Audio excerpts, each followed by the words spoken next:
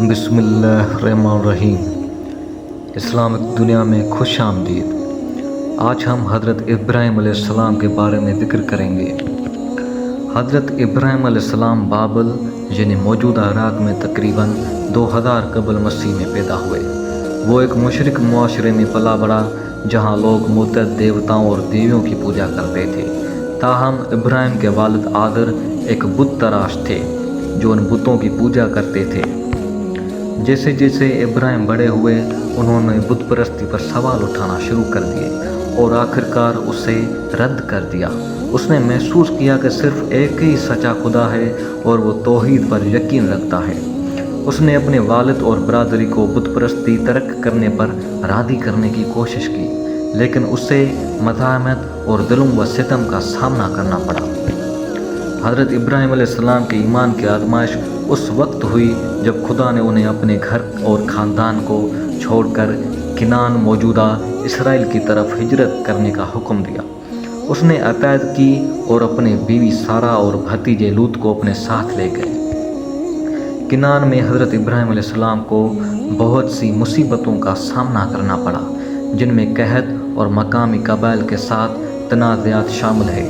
تاہم اس نے خدا کے وعدوں پر بھروسہ جاری رکھا اور آخرکار ہیبرون میں سکونت اختیار کی۔ خدا نے ابراہیم علیہ السلام کو اپنے بیٹے اسماعیل علیہ السلام کو قربان کرنے کے لیے کہا۔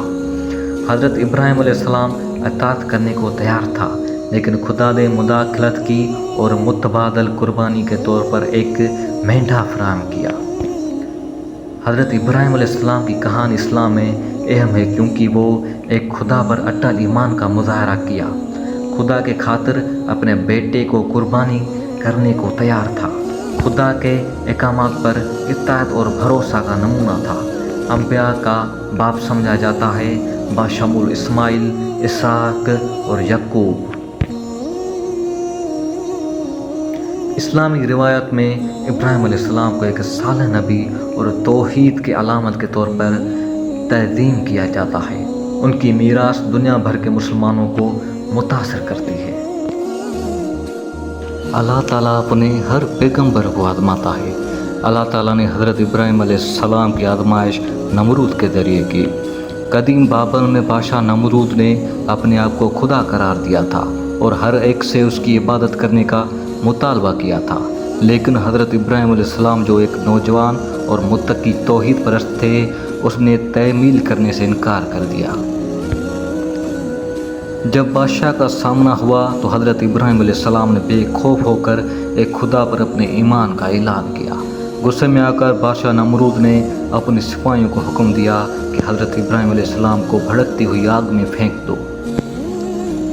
جیسے ہی آگ بھڑک کی اٹھی، اللہ سبحانہ و تعالیٰ نے شعلوں کو حکم دیا کہ وہ حضرت ابراہیم علیہ السلام کے لیے ٹھنڈی اور پرامن ہو جائے، اور اس طرح حضرت ابراہیم علیہ السلام آگ سے بغیر کسی نقصان کے نکلے۔ ان کا ایمان پہلے سے زیادہ مضبوط تھا۔ اس معجزے کو دیکھ کر لوگ بادشاہ نمرود کے اہلیت پر سوال اٹھانے لگے اور آخرکار اس کے خلاف ہو گئے۔ حضرت ابراہیم علیہ السلام کی ہمت اور ایمان نے ایک انقلاب برپا کر دیا تھا۔ ایمان سب کو فتح کرتا ہے۔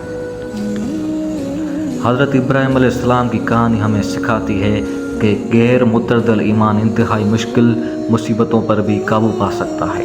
اگلی بار اسلامی دنیا میں ہمارے ساتھ شامل ہو، کیونکہ ہم انبیاء کے مزید متاثر کن کہانیوں کو تلاش کریں گے۔